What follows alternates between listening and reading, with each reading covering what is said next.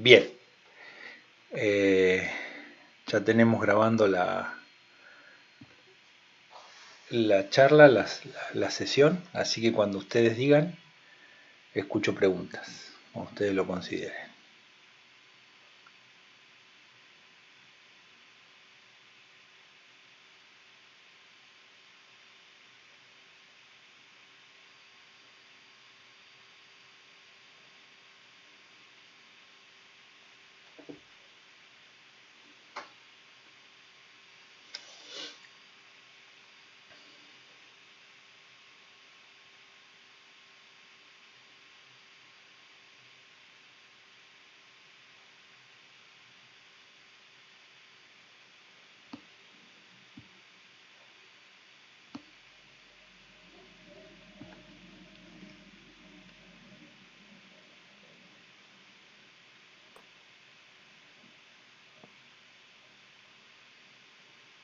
Hola, profe, Hola, buenos días. ¿cómo está?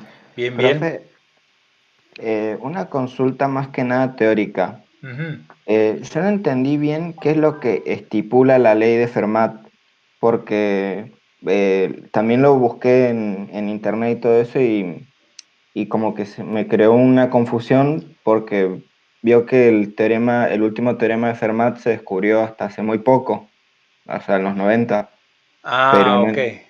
pero no Eh, entendí bien qué es lo que aclara.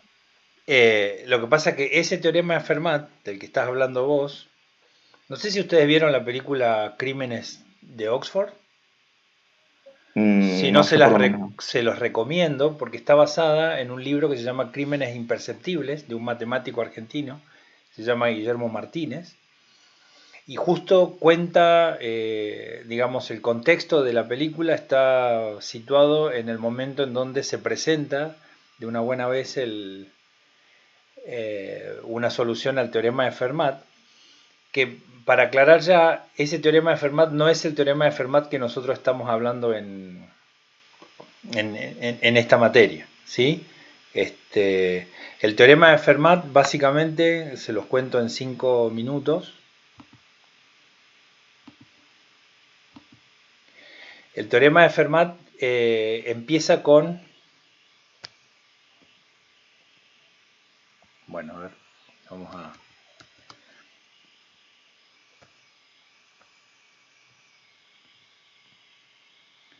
¿Esto qué es? Un ¿Qué triángulo representa? rectángulo. Un triángulo rectángulo, ¿no? Y entonces el teorema de Fermat se basa en uno de los teoremas más famosos de la geometría. ¿Cuál es qué teorema es? El de Pitágoras. El teorema de Pitágoras. ¿Por qué escribimos de esta manera? El teorema de Pitágoras dice que el área,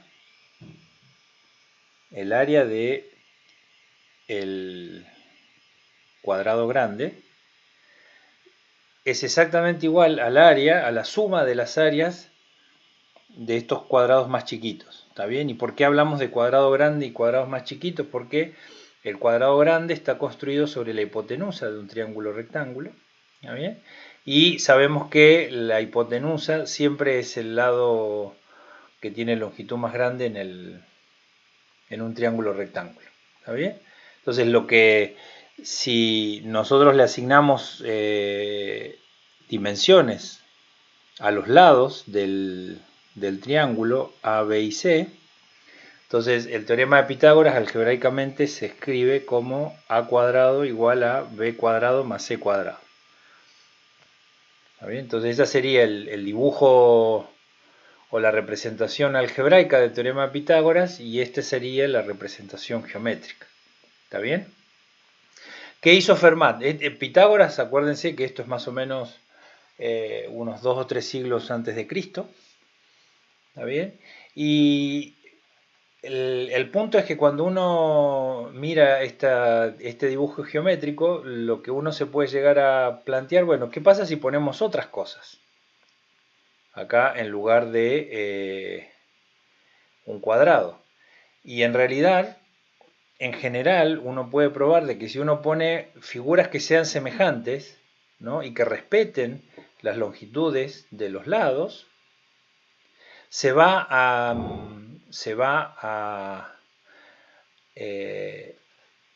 verificar que el área de la figura que yo pongo sobre la hipotenusa va a ser igual a la suma de las áreas de las figuras correspondientes que uno pone sobre los catetos. Entonces esto inspiró a Fermat a decir, bueno, ¿qué pasa si en lugar de poner cuadrados, ponemos cubos?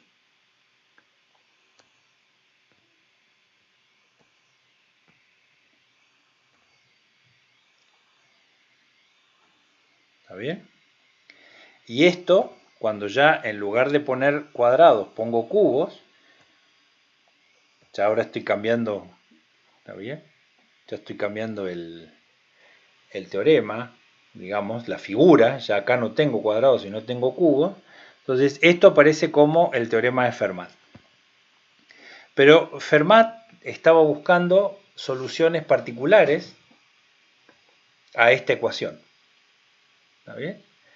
Una cosa que es interesante, que aparece a partir del teorema de Pitágoras, son los que se llaman las ternas pitagóricas. Entonces las ternas pitagóricas son, por ejemplo, 3, 4 y 5. ¿Está bien? 6, 8, 10. ¿Y qué representan estas ternas pitagóricas? Bueno, estas son las longitudes. ¿Está bien? Si uno, hace corresponder cada uno de estos números con longitudes de segmentos, al tener 3 segmentos, yo con esto estoy seguro de que puedo construir un triángulo. ¿Está bien? Y lo que nosotros sabemos es que cuando yo tengo un triángulo que tiene sus lados con longitudes 3, 4 y 5, automáticamente resulta rectángulo. Lo mismo pasa con el 6, 8, 10, o sea, acá esto se ve fácilmente, ¿no? Porque 5 al cuadrado es 25, y si yo hago ahora 3 al cuadrado, acá es 9, más 4 al cuadrado es 16, 9 más 16, 25, entonces se cumple el teorema de Pitágoras. Lo mismo para el 6, 8, 10, etc. Entonces lo que estaba buscando Fermat, lo que lo inspiró a Fermat, fíjense que estas longitudes son números enteros, y entonces lo que quería ver Fermat era si era posible, a partir de un triángulo rectángulo, si uno pone en lugar de cuadrados cubos, si era posible encontrar triángulos que tengan longitudes enteras, de modo tal que el volumen del cubo construido sobre la hipotenusa sea igual a la suma de los volúmenes de los cubos construidos sobre los catetos. ¿Se entiende esto? Esa es la pregunta. Lo que buscaba Fermat eran ternas pitagóricas, pero que satisfagan esta ecuación, que en lugar de poner cuadrados, poner cubos. Y este problema fue, ¿cómo se llama? Puesto, digamos, alrededor del siglo XVI, siglo XVII, y fue recién en 1991 que un matemático, Andrew Wiles, de la Universidad de Oxford, es el que propone una solución, y en particular dice de que para el teorema de Fermat, o sea, si yo en lugar de cuadrados pongo cubos, no hay forma de encontrar ternas pitagóricas. En otras palabras, ternas de números enteros que satisfagan esta ecuación. Ese es el famoso teorema de Fermat, ese es el famoso teorema de Fermat que duró tanto, ¿cómo se llama? Que estuvo tan vigente durante tantos años, casi 400, en la comunidad matemática, ¿sí? Ahora bien, el teorema de Fermat que nosotros estamos trabajando no está asociado con triángulos rectángulos, sino con funciones continuas. Y el punto del teorema de Fermat, y esta es una observación muy interesante, es que si uno tiene una función continua definida en un intervalo AB cerrado, Eso es fundamental. Esas son las condiciones, las hipótesis. ¿Está bien? ¿Está? Entonces lo que observó Fermat era lo siguiente, es que si yo podía derivar f' existe en el intervalo AB, ¿está bien? Esas eran como las condiciones que uno pone. Entonces, lo que dijo Fermat es que si hay un extremo para f, para la función f de x, ¿no? Para y igual a f de x, en el intervalo abierto, no en los extremos, ¿no? Si el valor máximo o mínimo no ocurre en los extremos, sino en el interior del intervalo, entonces necesariamente la recta tangente, en ese, si existe un extremo, digamos en el punto C, entonces necesariamente la pendiente tiene que ser cero. ¿Está? Eso es lo que dice el teorema de Fermat. Entonces, este teorema de Fermat, ¿qué nos propone? Nos propone, como nosotros lo explicamos en el video del capítulo 4, un algoritmo, ¿no? Una regla para encontrar estos extremos de las funciones.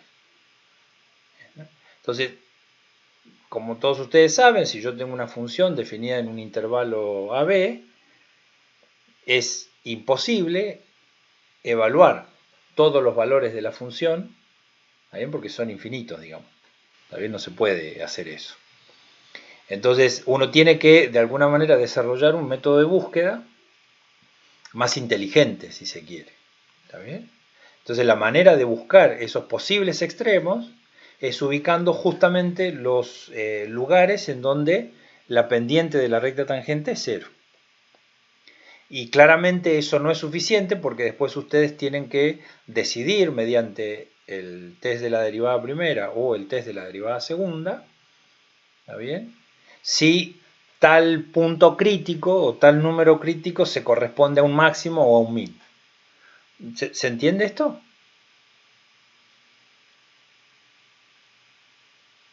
O más aún, ¿respondí la pregunta? Sí, profe, muchas gracias. Ok. Bien, acá hay una pregunta interesante. Está bien, acá dice, cuando piden hallar los valores máximos y mínimos de una función en ciertos intervalos, primero dice, sacamos la derivada y de ahí graficamos y analizamos los valores. Ese sería el criterio de la derivada primera, ¿no?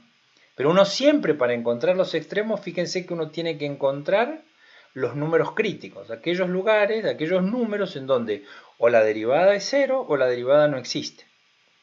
¿Está bien? Porque recuerden que nosotros ampliamos esa definición de número crítico porque podía pasar de yo tener una función continua con un vértice o con un punto donde la recta tangente es vertical, ahí la derivada no existe, pero yo puedo tener un extremo, un mínimo, un máximo, lo que sea. ¿Está bien? Entonces, si yo quiero usar la derivada primera, entonces sí tengo que analizar f' y en particular lo que tengo que analizar es el crecimiento o decrecimiento de la derivada primera alrededor de cada uno de esos puntos críticos. ¿Está bien? Una manera es asignar valores a la derivada primera para analizar el signo, o si ustedes quieren, dibujar la derivada. ¿Está bien? Eso se puede hacer. Y acá hay otra pregunta que dice, ¿por qué un máximo o un mínimo puede ser absoluto y local al mismo tiempo? Eso es una pregunta interesante porque yo me puedo imaginar lo siguiente. Yo me puedo imaginar lo siguiente. ¿Está bien? Hagamos esta... A ver, vamos a hacerla... Tomemos esta...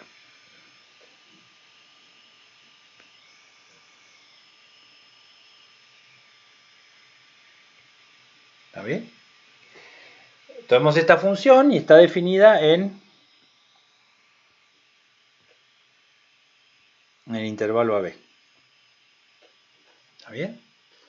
Entonces lo que uno sabe, por ejemplo, bueno, en este caso los números críticos, esta función tiene 3 números críticos.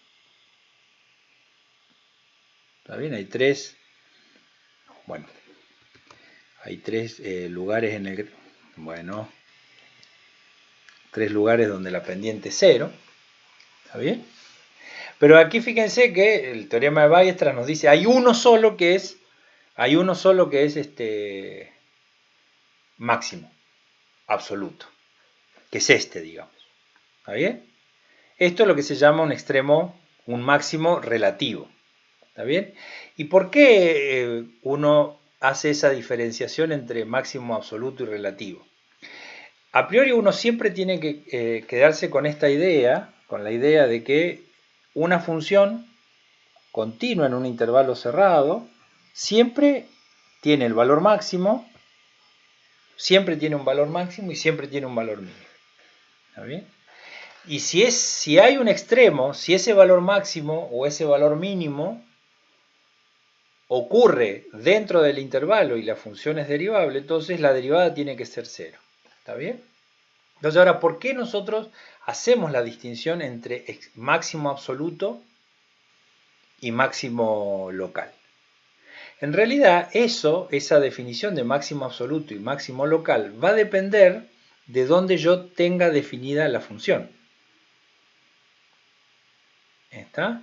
Porque fíjense que si yo con esta misma función yo la corto, digamos, y la corto hasta acá, ¿está bien?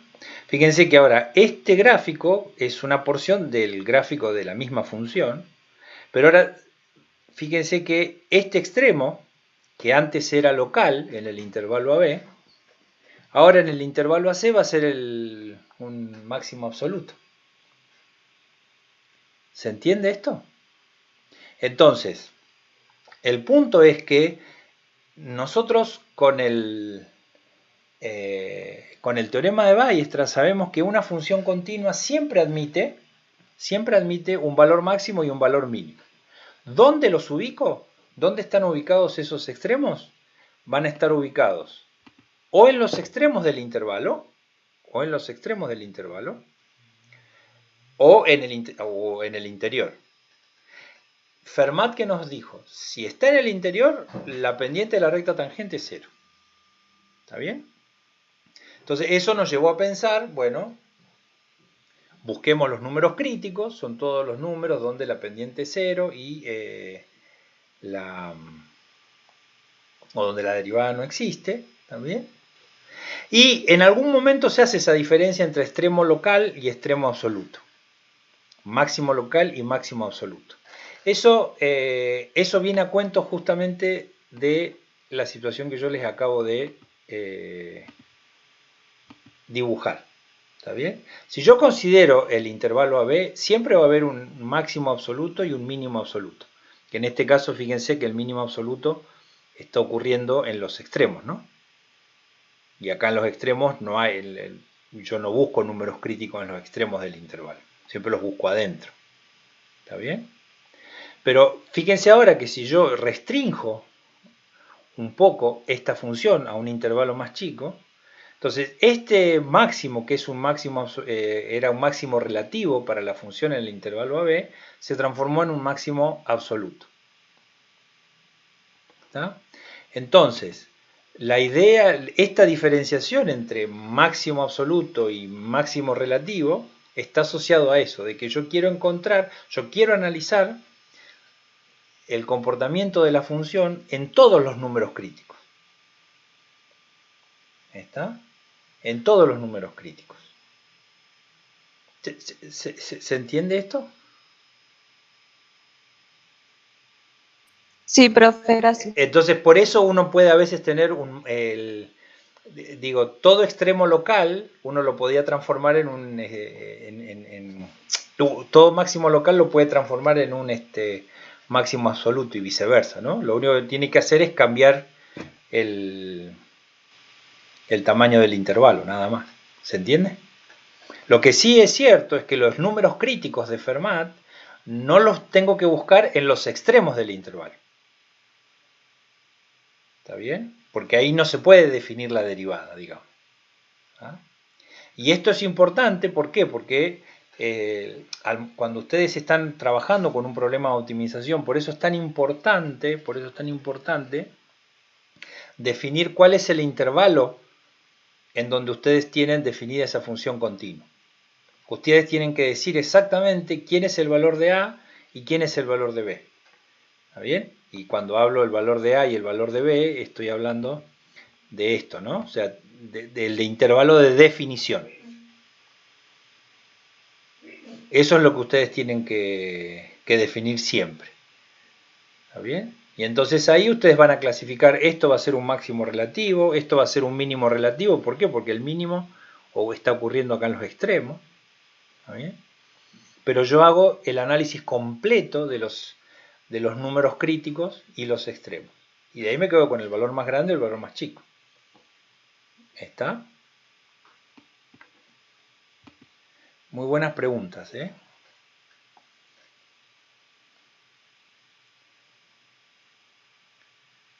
Muy buenas preguntas. Bien.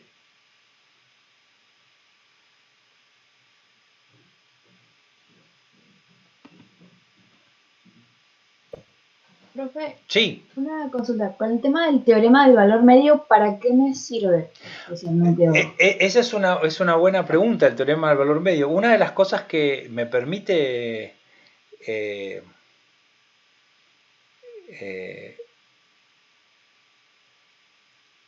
o para qué, dónde la puede usar el teorema del valor medio, es justamente para estimar el futuro, para predecir el futuro.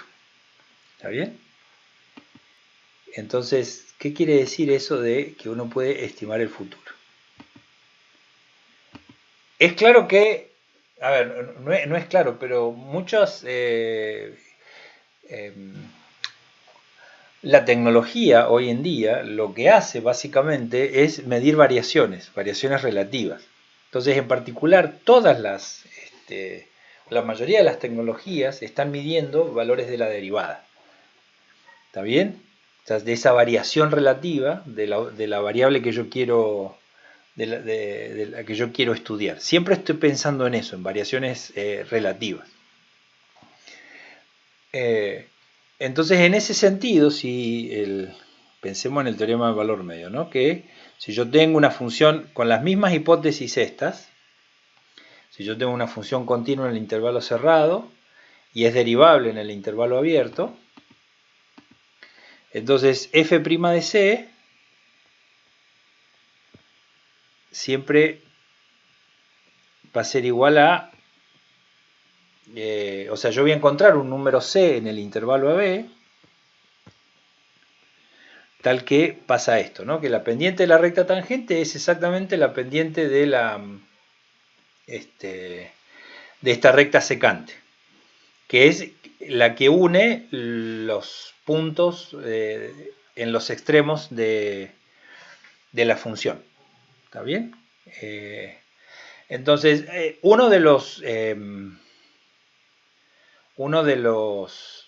las aplicaciones más directas que hay, o las primeras, es del teorema del valor medio, es probar justamente que si la derivada es positiva de una función, la función tiene que ser creciente.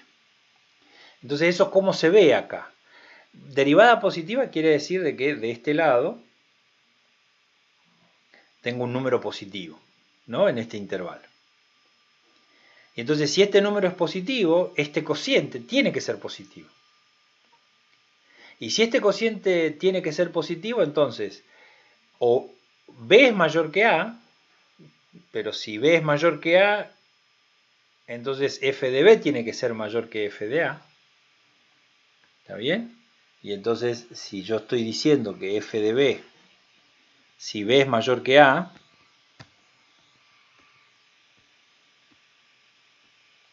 entonces acá tengo A y acá tengo B. Y si yo estoy diciendo de que f' en todo este intervalo es positivo, Si yo tengo esta situación, entonces no queda otra que f de a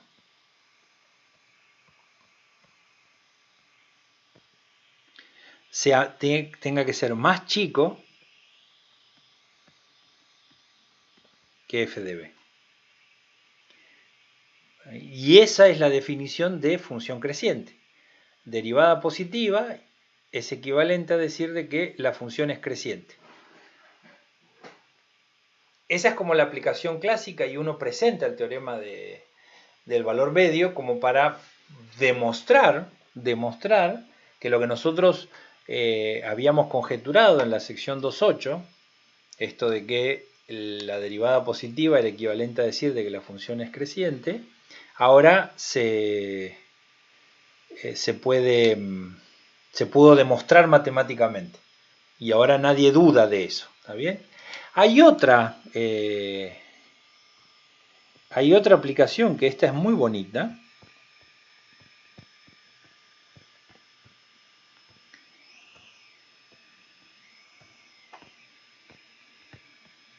¿Está bien?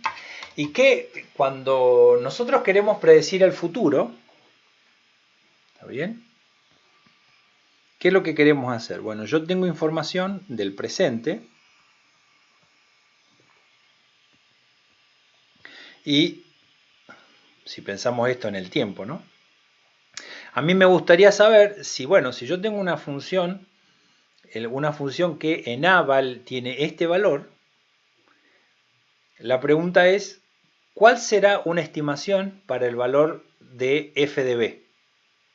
¿Se entiende la pregunta? Sí. ¿Está? Entonces, lo que dice el teorema del valor medio es que si yo de alguna manera conozco qué tan grande puede ser la derivada, qué tan grande es esta variación, ¿está bien? Entonces yo de alguna manera puedo estimar qué tan grande tiene que ser el valor de b. Por ejemplo, si yo sé que esto a lo sumo, ¿está bien? A lo sumo puede ser 15, ¿está? A lo sumo puede ser 15. Entonces, ahora este número me está poniendo una condición sobre el valor de f de b, porque a ver, esto yo lo conozco, y entonces yo de acá puedo despejar f de b, ¿no? Yo acá, fíjense que yo puedo poner f' de b, perdón, si yo despejo de acá, de esta ecuación f de b, lo que resulta es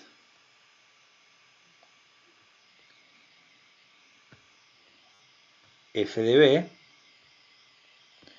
igual a f de a más f' de c por b menos a. Ups.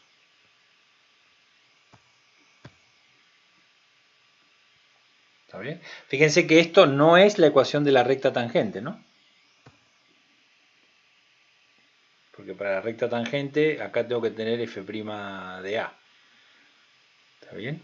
Entonces, y acá tengo la igualdad. O sea, esto sale del teorema del valor medio. Entonces, fíjense una cosa, que si yo conozco el presente, que es f de a, y quiero predecir el futuro, si yo de alguna manera conozco el tamaño de esta variación relativa, si yo conozco el tamaño de esta variación relativa, entonces yo de alguna manera tengo una cota, ya sea superior o inferior, ¿no? Una cota, una cota superior para el valor que yo puedo esperar de la función en el futuro. ¿Se entiende eso?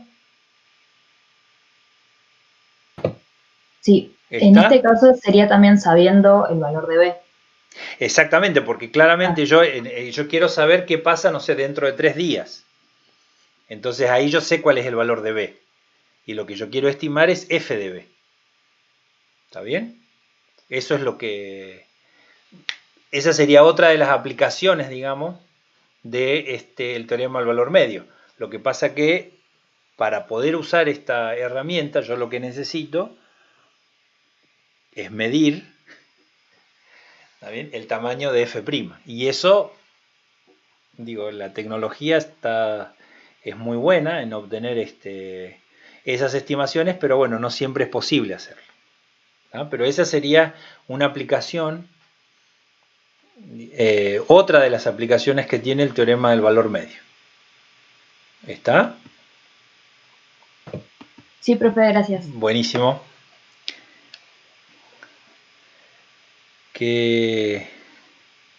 ¿Alguna otra pregunta? Profe, Sí, y eso que usted nombraba recién tiene relación con la recta secante, también que nombra exactamente. el teorema. Exactamente, porque la recta secante es justamente, la recta secante es la recta que tiene esta pendiente. ¿Está bien? Y es, por ejemplo, para una función continua, en este caso, la recta secante, fíjense que es la recta, es esta recta, ¿no?, que une los extremos del gráfico de la función en el intervalo AB. ¿Está bien? Entonces, la pendiente de la recta secante, de esta recta, que es la recta secante, es la que se calcula de esta manera.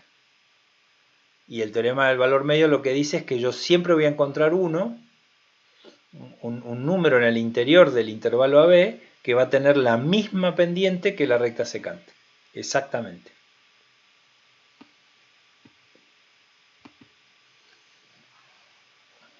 Buenísimo.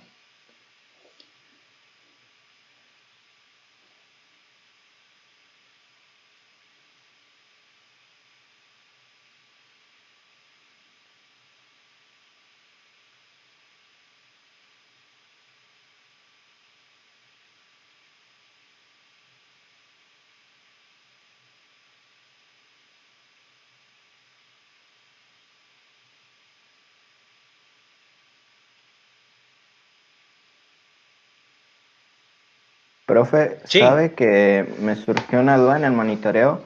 Porque Ajá. había uno de los incisos que nos hablaba de la recta normal. ¿La recta normal es la que corta la tangente perpendicularmente?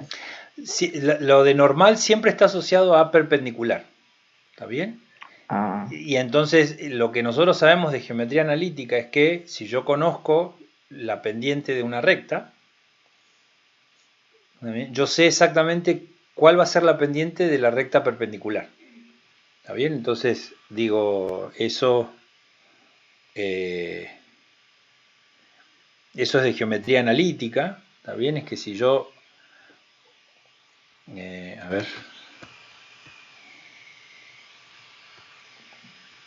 tengo la ecuación de una recta, ¿está bien?, y esta recta tiene pendiente m. Si yo ahora dibujo una perpendicular, que a ver, ustedes saben que una recta dada tiene infinitas perpendiculares, cualquiera que yo elija,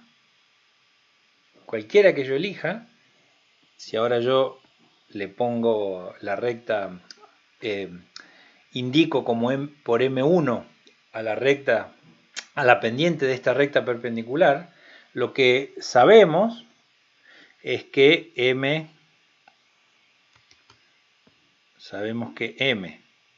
por M1 siempre vale menos 1. Esa es el resultado que nosotros tenemos de geometría analítica. ¿Está bien? Eso es lo que sabemos. Y perpendicular es un sinónimo de normal. Ahí está. ahora sí, profe, muchas Eco, gracias. eco. Bien.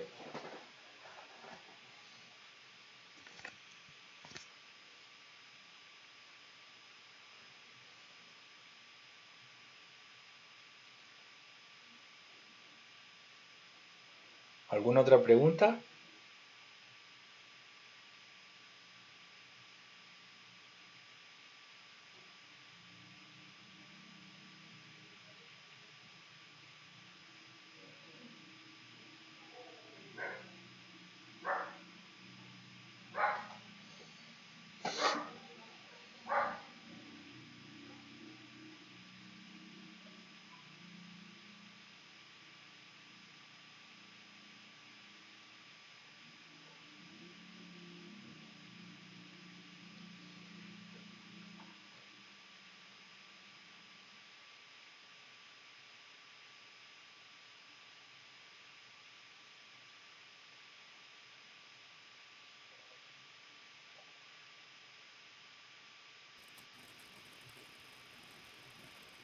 Bueno, profe, como aparentemente no hay muchas preguntas, ya hicimos bastantes. No, o sea, no, estamos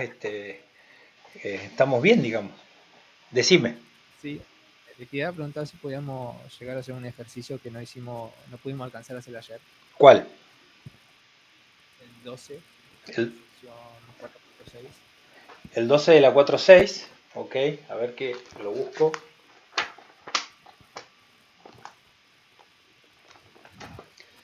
12. Ok, O sea, que tiene relación con aplicar las derivadas a medida real, por así decirlo. ok. Bien, dice el ejercicio 12 de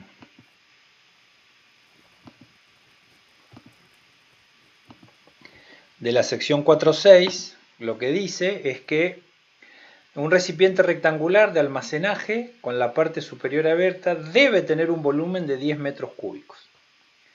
El largo de su base es el doble de su ancho. El material para la base cuesta 10 pesos por metro cuadrado y el material para los costados es de 6 pesos por metro cuadrado. Encuentre el costo de los materiales para tener el más barato de estos recipientes. Bien, entonces yo necesito construir una caja de base rectangular.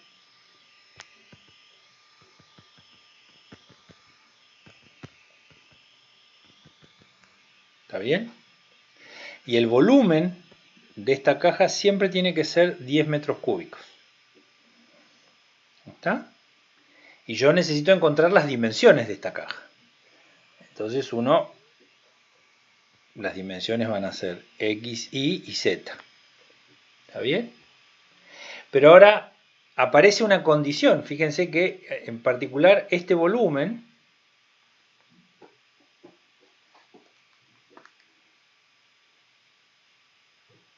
está asociado, está asociado a una caja que tiene una restricción. A una caja que tiene una restricción. ¿Está bien? Y la restricción es, ¿está bien? Que el largo tiene que ser el doble del ancho. Entonces, en realidad, fíjense que al agregar esa restricción, yo de tener 3 variables paso a tener 2. Porque ahora la y esta en realidad es 2x. ¿Está bien? ¿Se entiende eso? Entonces, en particular lo que yo voy a tener, en definitiva, es que ahora este 10, que es el total de metros cúbicos, ¿cómo se va a repartir? Bueno, el volumen de la caja es ancho por largo por alto, y entonces va a ser x por 2x por z, o sea, 2x cuadrado por z. ¿Está bien? Ese es el volumen, digamos, de la caja que yo quiero construir. Y acá lo tengo, por cierto, la expresión algebraica del volumen de esta caja. ¿Está bien? Ahora, ¿qué es lo que quiero? Quiero minimizar el costo de la construcción de esta caja, y donde yo sé que construir la base tiene cierto precio y construir las paredes de la caja tiene otro precio.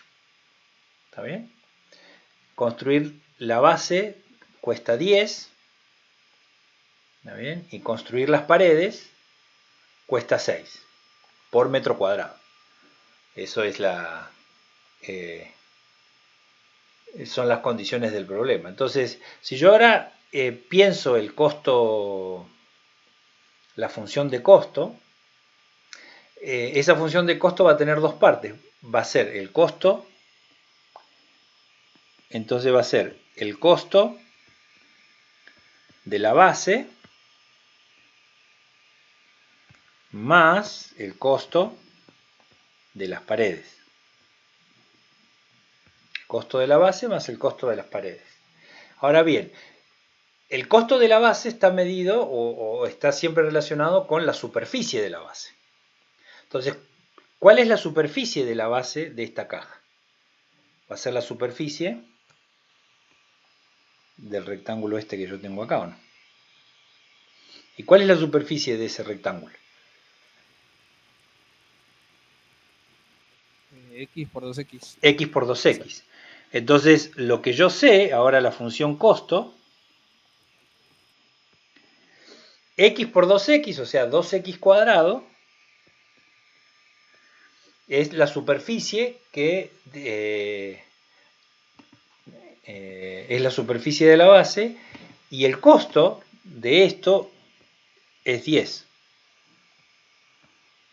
¿Está bien? Entonces el costo total de construir la base es multiplicar 10 pesos por metro cuadrado por el total de la superficie de la base. Y ahora, para construir las paredes, fíjense, yo tengo dos paredes iguales,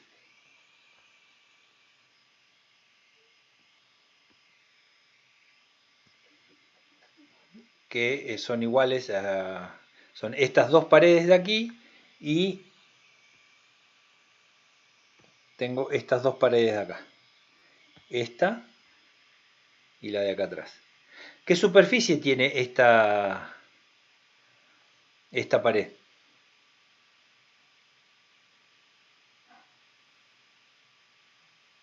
2x por z. 2x por z.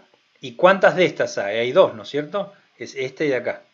Y de este lado, esta superficie, ¿cuál es la superficie de esta cara ahora? X por z. Es x por z, ¿está bien? Y también tengo 2. Entonces yo tengo, acá hay que multiplicar a 6 por 2 veces x por z, que eso va a corresponder a la superficie de estas caras, de estas dos caras de acá. Y ahí tengo que sumar 2 veces la otra superficie, que era 2x por z. Factor común ahí, ¿no? Claro, entonces, a ver, fijémonos, acá yo tengo 20x cuadrado. Fíjense que acá yo tengo 2 por 2, 4, más 2 son 6, entonces 6x por z, pero este 6 por 6 da 36 x por z. ¿Está bien? ¿Se entiende eso?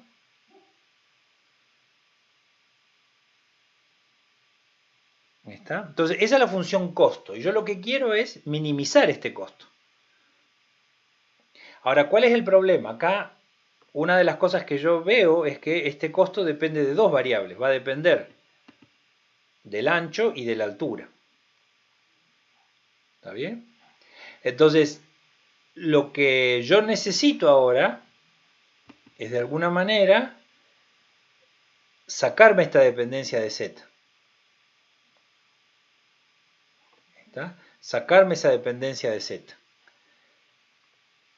¿Cómo me saco esa dependencia de z? Bueno, yo en particular sé qué cosa. Yo sé que hay una restricción en el volumen. Y en particular, entonces yo sé que z, yo puedo despejar z de esta ecuación y reemplazarla en la función costo. Entonces el costo ahora va a ser igual a 20x cuadrado más, no, 36 era,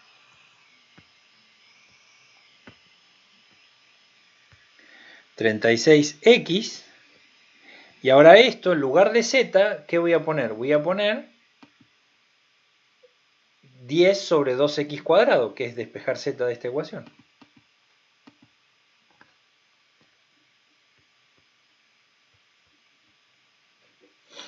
¿Está bien? Entonces, en definitiva lo que queda es que este costo, ¿a qué va a ser igual? Bueno, fíjense que yo puedo simplificar acá. Y hago 36 dividido 2 es 18, por 10 es 180. O sea que el costo va a ser igual a 20x cuadrado más 180 sobre x. Entonces, acá ustedes deberían preguntarse,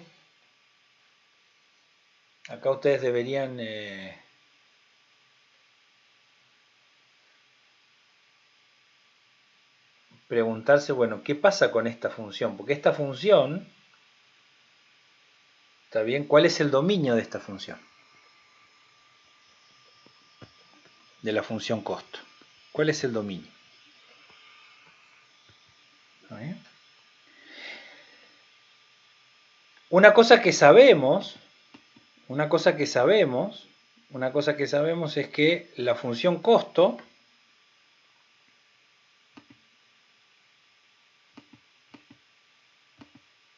a ver, x igual a 0 no tiene sentido tomar la función x igual a 0. ¿Está bien? La función x igual a 0 no tiene sentido porque si x es igual a 0 no tengo volumen. ¿Está? Entonces, cuando uno piensa en esta función costo, lo que tiene es que ahora el dominio de la función costo va a ser el intervalo 0 más infinito. El dominio de la función costo va a ser 0 más infinito. Bueno, y acá ya estamos entrando en problemas. ¿Por qué estamos entrando en problemas? Porque toda la teoría que nosotros desarrollamos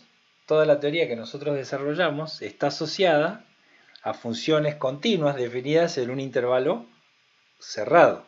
¿Y cómo es este intervalo? El intervalo es abierto. Entonces se nos cae a pedazos toda la teoría. ¿Está bien? Pero bueno, lo que yo puedo pensar ahora es un poco lo que hablamos recién acerca de esto de que un extremo, un máximo pueda ser absoluto y local. ¿Está bien? Y entonces yo digo, bueno, a ver, independientemente de eso, busquemos los números críticos a ver qué pasa. ¿Está bien? Porque de última lo que podemos hacer es ir restringiendo, ir achicando el dominio de definición y ahí efectivamente tener un mínimo. ¿Está? Entonces, yo puedo, bueno, tengo que derivar acá, ¿está bien? Entonces, vamos y derivemos la función costo. Entonces, la función costo, la derivada de la función costo,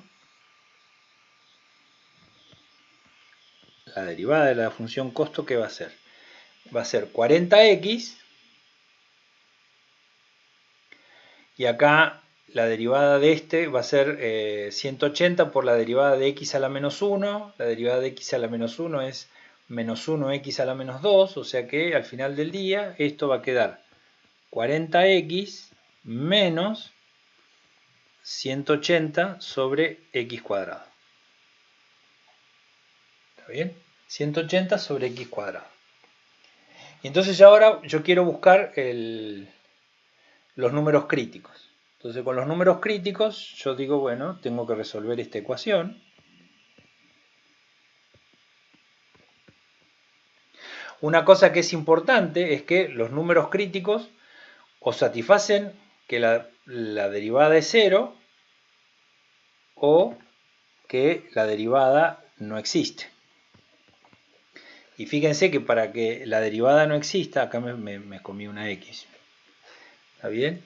Justo no existe la derivada en x igual a 0, porque si nosotros reemplazamos x igual a 0 en esta expresión, esto se hace infinito. Pero como 0 no estaba en el intervalo de definición, no me preocupa, y entonces yo desecho este y solamente me quedo con esta ecuación.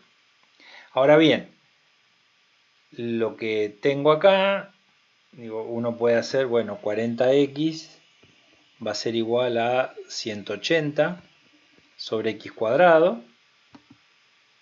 También este lo paso para este lado. Y ahora uno dice, bueno, como yo estoy buscando x distintos de 0, Entonces este x cuadrado pasa acá, multiplicando, entonces tengo 40x cubo igual a 180, y de ahí saco que x cubo va a ser igual a 18 cuartos, que va a ser 9 medios, ¿no? Porque 180 dividido 40, sí, es 9 medios. ¿Está bien? Entonces el x va a ser raíz cúbica de 9 medios. Raíz cúbica de 9 medios. Entonces ahí tengo un número crítico. Fíjense que este número crítico está en el intervalo 0 más infinito. Es un número positivo. Entonces ahora yo podría usar el criterio de la derivada segunda para chequear si este extremo es un máximo o un mínimo. Entonces tendría que volver a derivar esto. Y ahora derivando esto, la derivada va a ser 40 menos 180 por la derivada de x a la menos 2. Pero la derivada de x a la menos 2 es menos 2 por x a la menos 3. O sea que al final del día lo que va a quedar es que la derivada segunda del costo va a ser igual a 40 más, ahora 360 sobre x al cubo. Y ahora cuando evaluamos la derivada segunda en este número crítico, que es raíz cúbica de 9 medios, este número es positivo. Como este número es positivo, entonces quiere decir de que el gráfico de la función en el gráfico de la función en este valor raíz cúbica de 9 medios tiene pendiente 0 y se curva hacia arriba. Eso es lo que dice que la derivada segunda sea positiva. Entonces, en otras palabras, este extremo, que es el único que encontramos acá, es local. Perdón, es un mínimo. Y ahora la pregunta es si existe otro número o existe otro valor mínimo. Y a ver, lo que uno puede ver acá, es que si yo miro la derivada,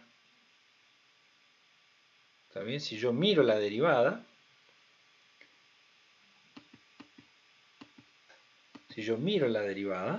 ahora, yo miro la derivada a ambos lados de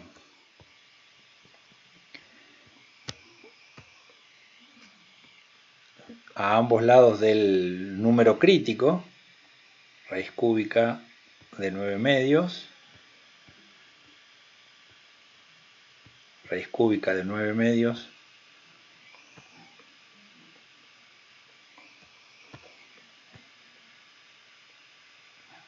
más infinito.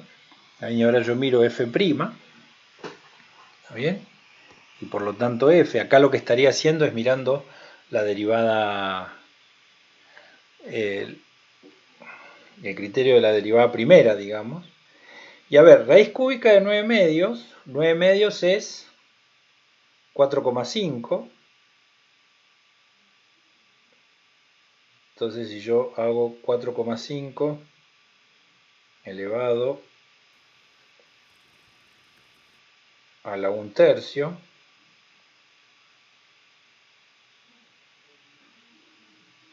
este número, raíz cúbica de 9 medios, es más o menos 1,651. ¿Está bien? Entonces, ¿qué es lo que tenía que hacer yo para el criterio de la derivada primera? Tenía que evaluar el valor de la derivada primera a la izquierda del número crítico y a la derecha. Si nosotros, por ejemplo, damos el valor 1 y reemplazamos 1 en la derivada primera, fíjense que lo que queda acá es 40 menos 180. En otras palabras, la derivada de la función costo a la izquierda del número crítico es negativa. O sea que la función es decreciente. Y si miramos a la derecha, si ponemos a la derecha, podríamos usar el valor 2. Entonces ahora en el valor 2, si pongo 2, esto queda 80. Y ahora 180 menos sobre 4, 180 dividido 4. 45. Es 45 y entonces 80 menos 45 es 35. Y eso lo que está diciendo es que la derivada a la derecha del número crítico es positivo. Por lo tanto, la función es creciente. ¿Está bien? Entonces fíjense que, como ustedes acá decían, si yo analizo la derivada en términos de su positividad, eso me está dando idea de la forma que tiene la función alrededor del número crítico y nuevamente obtenemos un mínimo. Pero la otra cosa que es interesante es que a la izquierda del número crítico siempre la función decrece y a la derecha del número crítico siempre la función crece. En otras palabras, este número es en definitiva el valor, el mínimo absoluto de esta función. El mínimo absoluto de esta función, ¿está bien? Y entonces si yo quiero ahora las dimensiones, lo único que queda es reemplazar el valor x igual a raíz cúbica de 9 medios en esta expresión para sacar el valor de la altura. Esto fue un buen ejercicio porque en realidad fíjense que nosotros adaptamos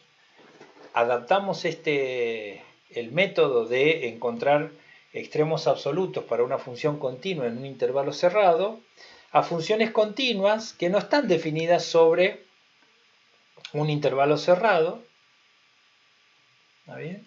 Pero que el análisis de sus extremos nos permitió concluir que efectivamente el número crítico raíz cúbica de 9 medios es el mínimo absoluto para esta función costo. ¿Se entiende? ¿Está? Sí, se entiende, profe. Ok. O sea, estuvo bueno cómo lo adaptó a la función el hecho de los costos. ¿Está bien? Entonces, digo, a veces pasa en matemática que los criterios que uno usa siempre van a depender de ciertas hipótesis. Pero en este ejemplo en particular lo que nosotros hicimos fue una adaptación, ¿está bien?, de esta teoría sobre extremos de funciones continuas sobre intervalos cerrados. ¿Está? Otra, y digo, si ustedes les dejo como ejercicio ahora dibujar esta función en GeoGebra, que es la función costo, ¿no? Y van a ver que efectivamente el gráfico de la función, de esta función costo, yo acá lo hago a mano alzada, pero el gráfico de esta función costo va a ser una cosa así. Y donde acá en este valor, raíz cúbica de 9 medios, tengo el valor más chico. ¿Está bien? Entonces a la izquierda de raíz cúbica de 9 medios, la función es decreciente y a la derecha es creciente. ¿Estamos? Eso hagan como ejercicio y de paso practican para usar GeoGebra. Así que, bueno, justo es la 1 de la tarde, así que hora de comer o de tomar mate y bueno, y por supuesto de salir a cargar la vitamina D. Así que gracias por las preguntas, chicos, y bueno, nos vemos el jueves. Manténganse saludables, ¿está bien? Y nos vemos el jueves. Chao, profe, muchísimas gracias. No, por favor, gracias Chao, a ustedes, profe. chicos. Muchas gracias. Chao, chao. Nos vemos.